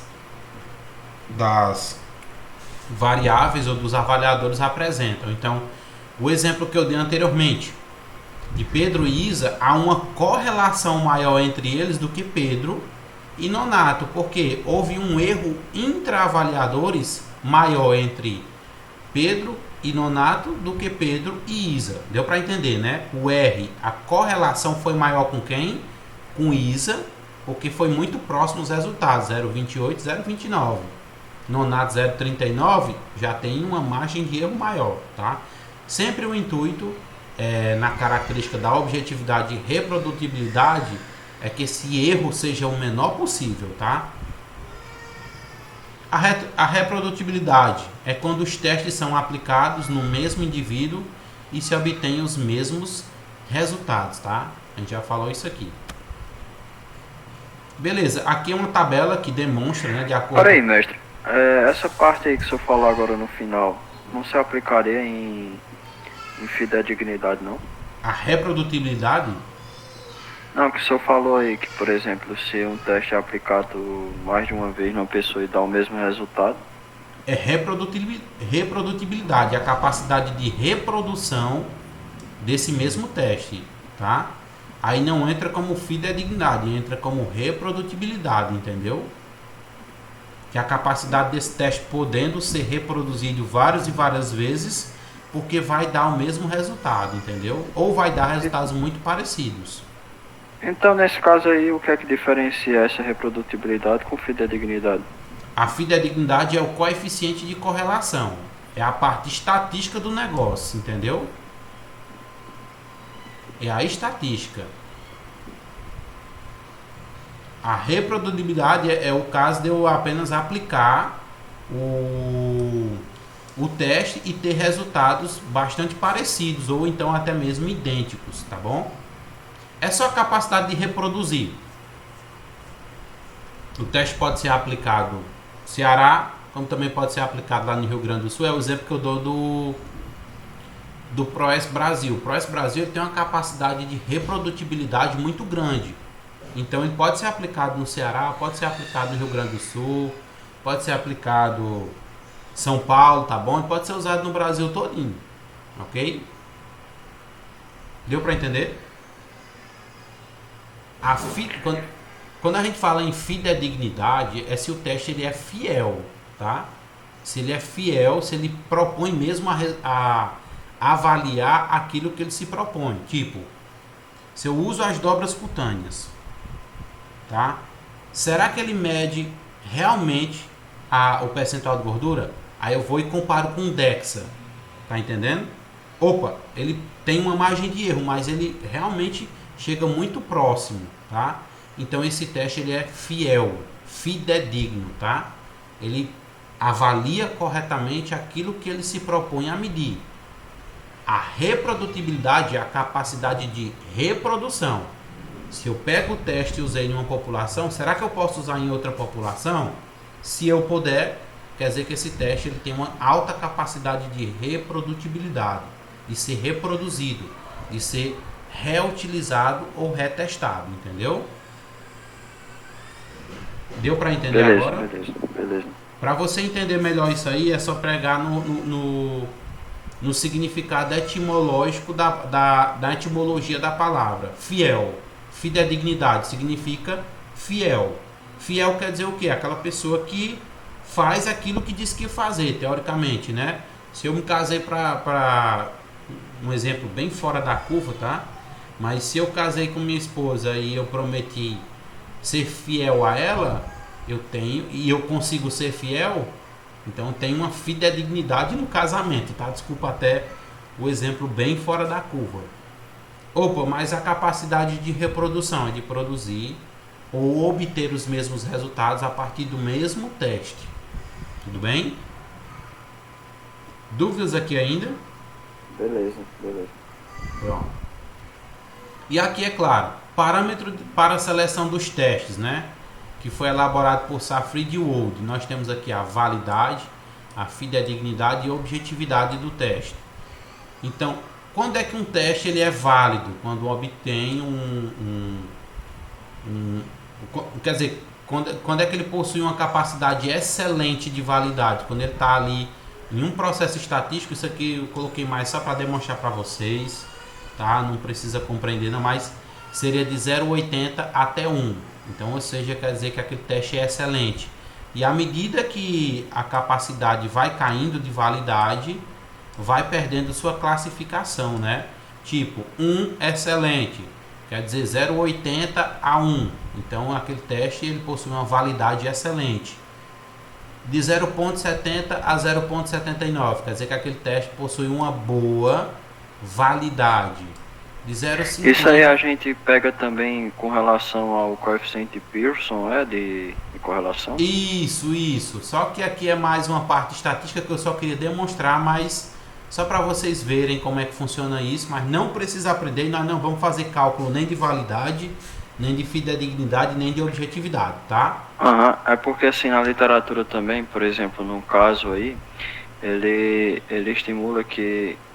estima troquei a palavra aqui, que o 1 já seria perfeito, né? Exato. No caso, até o 0,99 ali, que seria uma correlação forte, né?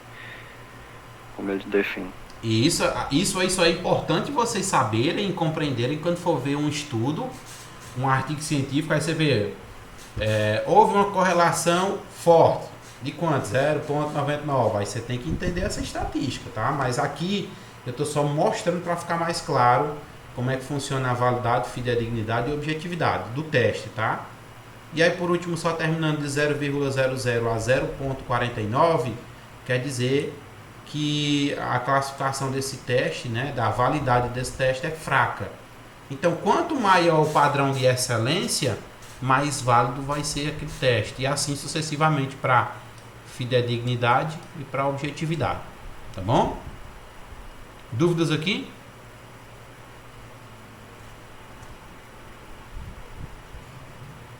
Acho que não, né?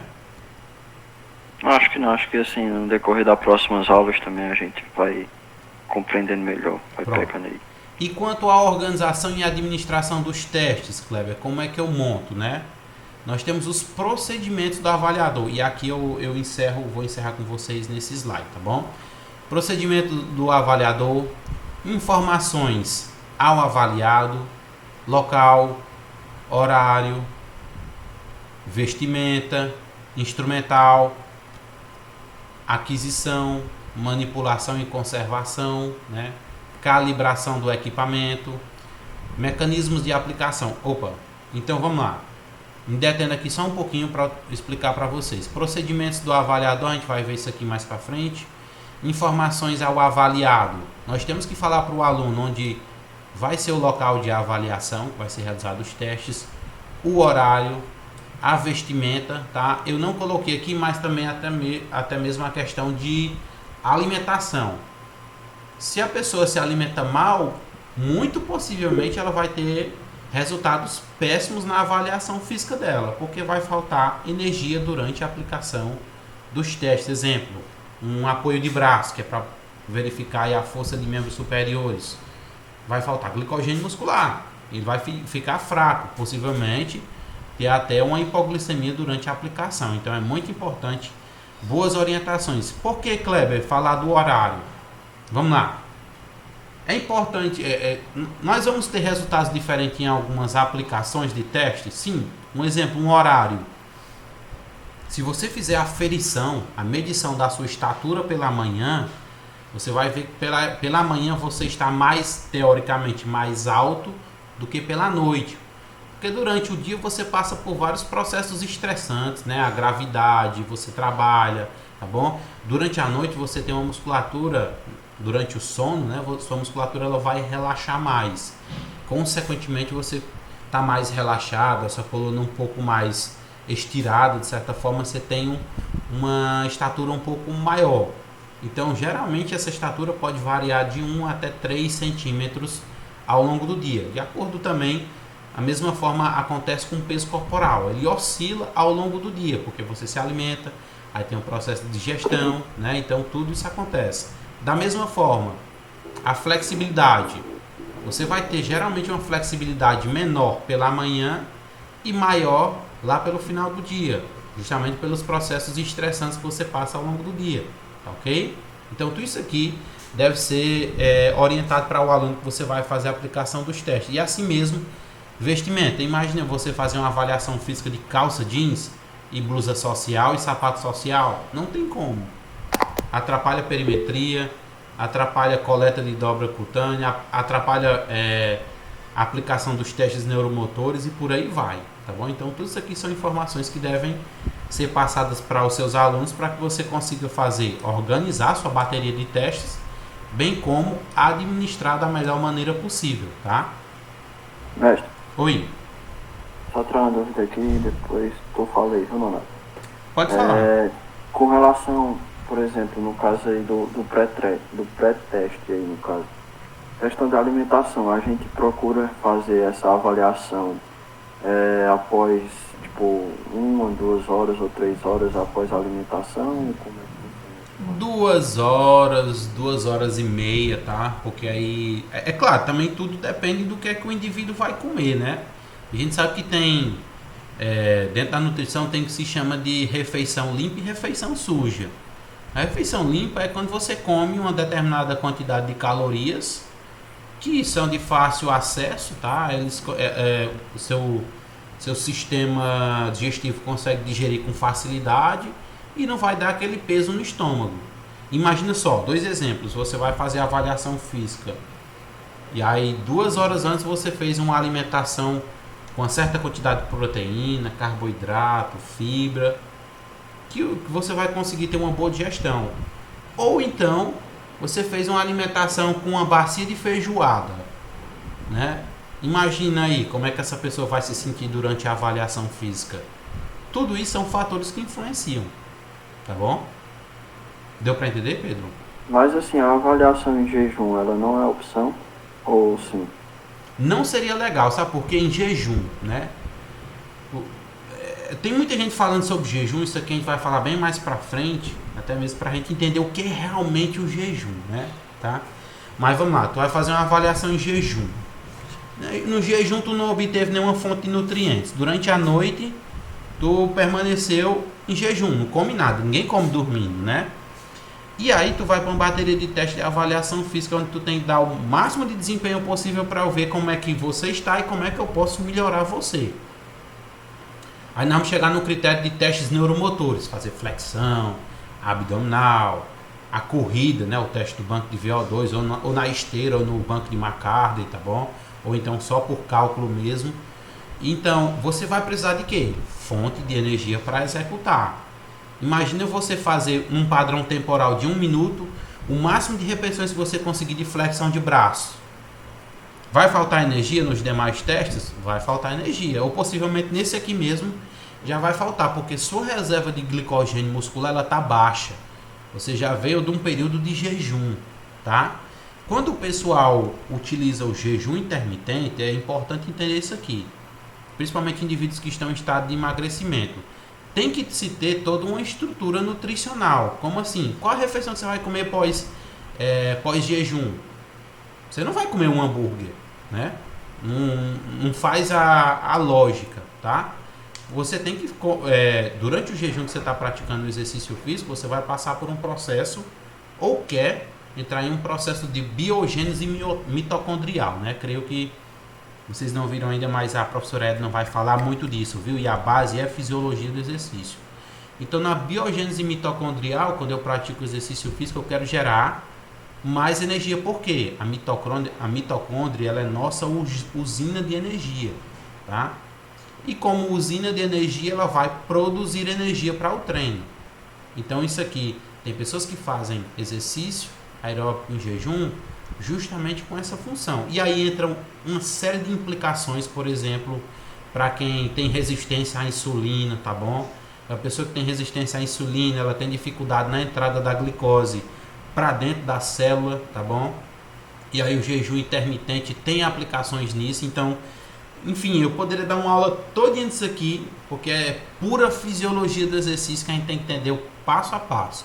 Mas em resumo, a avaliação física em jejum não combina, tá? Não combina porque você não vai ter energia.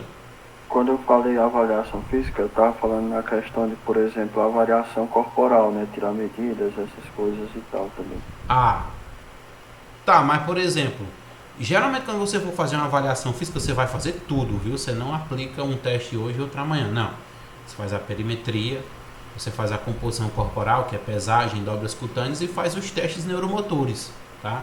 Flexibilidade, resistência abdominal e força de membro superior. Você já faz tudo num dia, tá? Então é importante que o indivíduo tenha tido uma boa refeição, uma refeição limpa e saudável, tá? Que não vai atrapalhar o desempenho dele durante os testes, tudo bem? Show. Eu não notei, desculpa aí, não notei prolongado aqui. Pronto, pode falar, Nonato. Nonato?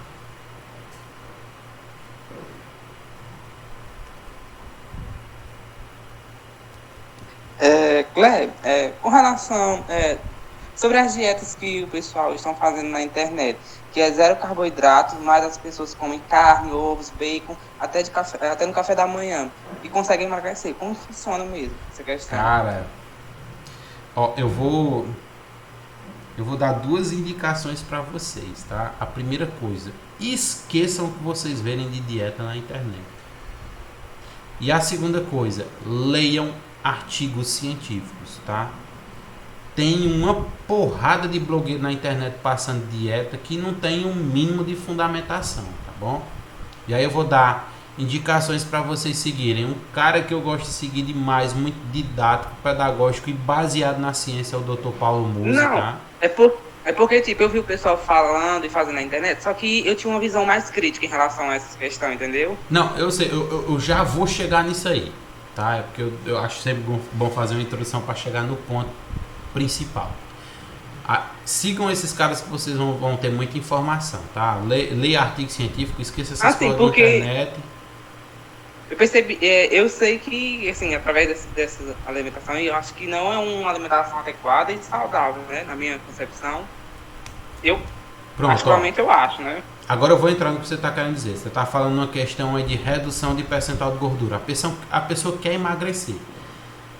Isso, a dieta exato. com zero carboidrato, ela é chamada de dieta restritiva, tá? Então é importante, vocês ainda vão pagar nutrição, mais à frente com outro professor. É importante compreender e entender que cada alimento ele tem um teor nutricional, tá? E ele é responsável por criar alguma substância específica no nosso corpo, seja glicogênio, seja qualquer outra substância que vai auxiliar durante os treinos. Tá, Kleber, onde é que tu quer chegar? A dieta restritiva, ela vai zerar teu carboidrato. O que é que carboidrato produz aí no nosso organismo? Vamos lá, fazendo uma pequena aula aí que vocês estão pagando já a fisiologia. Energia. Energia, qual tipo? Como assim? O carboidrato é responsável por gerar um tipo de energia no nosso corpo. Qual é a energia?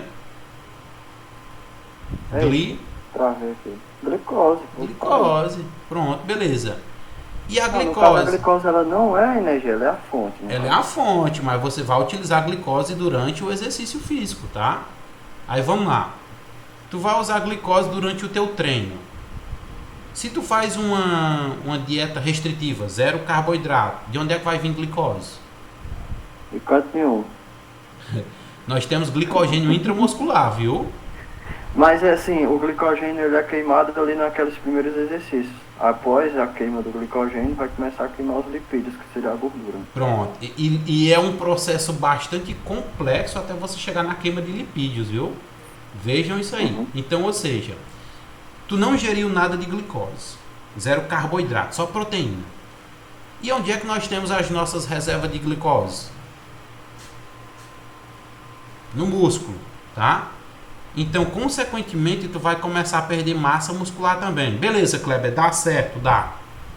Existe uma coisa que a gente chama, vocês vão ver, não sei se é em nutrição ou se é em fisiologia do exercício, ou se é na toca, mas eu vou falar aqui só por cima, que é a questão do gasto calórico seu, o gasto calórico basal.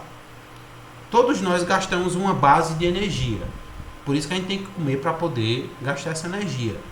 Essa taxa metabólica basal, tá? É o funcionamento do seu metabolismo, é quanto ele consome de energia ao longo do dia, no caso, num estado de repouso, tá bom? Não estou colocando nem no estresse, no exercício. Digamos que tu faz lá um cálculo com o teu peso corporal, acha que tem cálculo para isso, tá? Pode até ser que eu traga em alguma situação. Aí depois você coloca mais cerca de 1.000 ou 2.000 calorias que você vai ingerir para poder manter o seu gasto calórico. Preste atenção nisso aqui. Toda vez que você faz dieta restritiva, você destrói o seu sistema metabólico. Tem um estudo, agora se eu não me engano é da Hannah Brent, eu acho que é Hannah Brent, depois eu posso tentar buscar e trazer para vocês, tá? Que após a terceira ou quarta dieta restritiva, há uma queda do seu metabolismo. Na primeira vez a pessoa emagrece com muita facilidade com aquela dieta da internet. Só que na medida que ela perde, ela ganha com muita facilidade. Porque aí é o que a gente chama de estratégia dos nutricionistas. Ele calcula teus macronutrientes e fraciona ao longo do dia. Tipo, 6 refeições ao longo do dia. Tá fracionado para que teu sistema esteja direto funcionando, não haja acúmulo de gordura e você consiga processar os alimentos com qualidade e eficiência. Beleza? Se você faz uma dieta restritiva com 0 carboidrato, a tendência é que o teu metabolismo vai chegar num ponto que ele vai cair e ele não estava adaptado. Não estando adaptado, cada vez menos, teu metabolismo vai diminuindo. Ou seja, tu vai ter mais dificuldade nas próximas dietas de perder peso. Ok? Então, cuidado com dieta restritiva, com 0 carbo, porque isso aí é estratégia e deve ser conversado com o nutricionista. Não faça isso na internet, viu? Assim, tem até, por exemplo, aquela... Você faz uma dieta restritiva, né? Aí você pega e volta, depois de um período, voltar a comer, vamos botar entre aspas, normal. O efeito sanfona, chamado efeito sanfona. Né? Eu chamo efeito rebote, né? Assim, que dá aquele inchaço, aquela... Parece que você ficou mais gordo do que você é. Retenção de líquido, mas é justamente nisso, ó. Por isso que eu digo a vocês. Prestem, já eu te passo a palavra, viu, Leonardo? Prestem muita atenção em fisiologia do exercício. Leiam o Tratado de Fisiologia Médica do Guyton Hall. Leiam esse aqui, ó. Eu acho sempre bom mostrar porque são coisas de cabeceira, né? Ó, Fisiologia do Exercício do McCarthy, né? A gente olha assim, mas isso aqui é muito interessante. Você não pode, principalmente quem lida com exercício físico, fazer as coisas na base do achismo, tá bom? Então, é uma das dicas que eu dou para vocês. Tentem entender o máximo que vocês puderem de fisiologia do exercício, que vai ajudar bastante para quem sair graduado e for para o mercado de trabalho, trabalhar para personal trainer. Musculação, qualquer professor dá aula. Um cara que treina há 10 anos, ele dá uma aula de musculação, show de bola. Agora, entender o que é que está acontecendo ali dentro do corpo da pessoa, aí é fisiologia. E nós temos esse conhecimento e muitas das vezes nem liga. Né? Não sabe o que é glicose, não sabe o que é o ciclo de Krebs, não sabe o que são aí os processos oxidativos, enfim. Uma infinidade de informação que não cabe aqui eu falar nesse momento. Pode falar, Noná. Não, é só porque eu fiz essa pergunta, só porque eu estava em dúvida, que eu tinha visto e estava nessa dúvida eu perguntei. Mas assim, tipo, nem tudo que eu vejo na internet eu acho certo ou adequado. Por isso que eu tenho uma visão crítica, né, assim, voltada a essas questões. Mas deu para esclarecer a dúvida. Pronto, beleza. Obrigado. Na dúvida, é artigo científico, é leitura, é fisiologia e outra. Nós somos responsáveis pela área do exercício físico. Tá? A gente pode ter uma noção de nutrição, mas aí quem cabe é o nutricionista. Dieta radical de internet, o pessoal não sabe o prejuízo não. Eu emagreci 10 quilos em 3 semanas. Todo mundo quer isso. O pessoal busca facilidade. O pessoal não quer ir para academia, treinar pesada, procura um equipamento que faça isso por ele. O pessoal não quer fazer dieta adequada, não dorme o tempo que deve dormir, aí quer ganhar massa muscular e quer reduzir percentual de gordura. A gente tem que começar a mudar isso aí. E isso aí já começa da gente, tá bom? Então, dieta de internet jamais, pelo amor de Deus. Mais alguma dúvida, pessoal?